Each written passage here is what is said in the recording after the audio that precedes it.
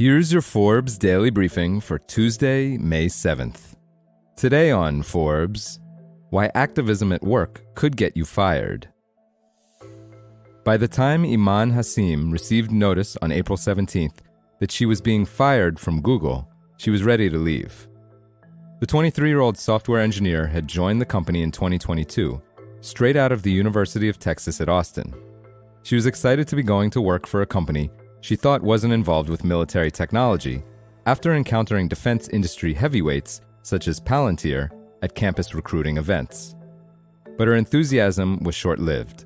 Shortly after signing her offer letter, Hassim learned about Project Nimbus, a $1.2 billion cloud computing contract Google and Amazon have with the Israeli government.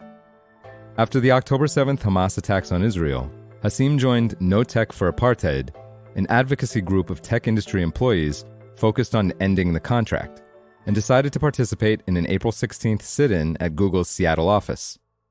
Protests also took place at its New York and Sunnyvale, California offices.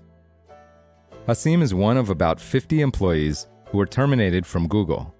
Some are joining a charge filed against the search giant on April 29th with the National Labor Relations Board, also known as the NLRB. They claim they were unfairly fired over their participation in a, quote, peaceful, non-disruptive protest that was directly and explicitly connected to their terms and conditions of work. This, according to a copy of the charge viewed by Forbes. In response to the charge, Google spokesperson Bailey Thompson said in an emailed statement that employees were, quote, disrupting and occupying workspaces and making other employees feel threatened and unsafe. In a company email sent April 18th, CEO Sundar Pichai said, quote, this is a business and not a place to act in a way that disrupts coworkers or makes them feel unsafe, to attempt to use the company as a personal platform, or to fight over disruptive issues or debate politics. The Google case is the latest to raise a host of questions about the rights U.S. workers have when it comes to activism on the job, and the challenges companies could face if unrest on college campuses spreads into workplaces.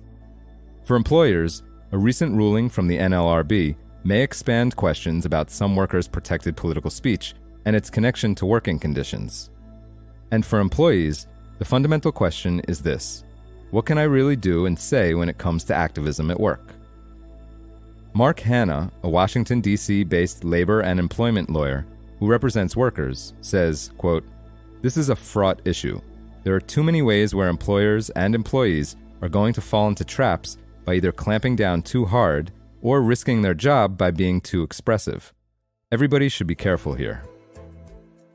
Google's case has grabbed numerous headlines, but workplace activism has been growing for years as more CEOs have taken on social and political issues, whether publicly opposing bills that limit transgender rights or pledging billions to racial justice causes. And as employees are increasingly encouraged, in the fashionable parlance of many managers, to, quote, bring their whole selves to work. In a highly charged presidential election year, as workers have more tools to criticize their employer on social media, and as younger generations increasingly expect workplaces to line up with their personal or political values, the environment is ripe for more activism to find its way into the office. Lawyers say their phones have been lighting up with employers asking for advice. Sam Schwartz Fenwick, a labor and employment lawyer at Seyfarth Shaw in Chicago, says there's, quote, a real fear of how to respond. Employers are asking questions like, quote, how do we lower the temperature? How do we remind people that their focus at work is to do work?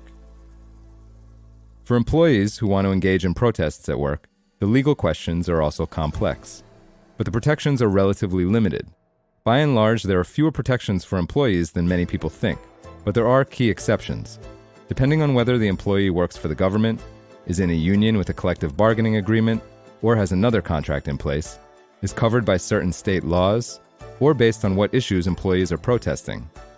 One widespread misconception, employment lawyers say, is that the notion of freedom of speech extends to private workplaces. Dina Merlin, an employment and labor lawyer in Connecticut, says that private employees, quote, don't have any constitutionally protected rights under federal law to say what they want and not be fired for it.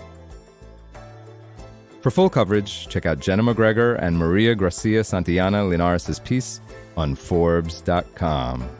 This is Kieran Meadows from Forbes. Thanks for tuning in.